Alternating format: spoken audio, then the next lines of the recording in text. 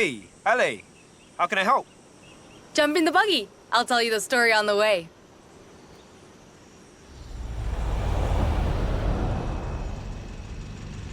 Ramiro was looking through old things at his padre's home last week, and he found this photo. He gave it to me, said I might enjoy it, but I don't think he realized what he was. My friend, what would you say are the two most important things in Mexican culture? Family and food? Family and art? Family and music?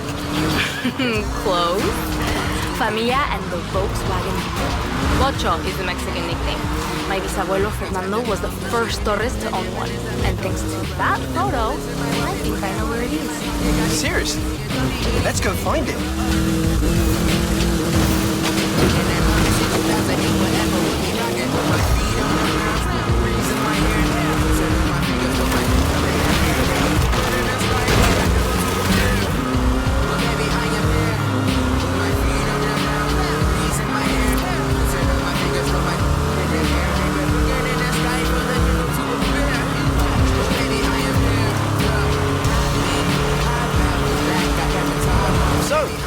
Tell me about it.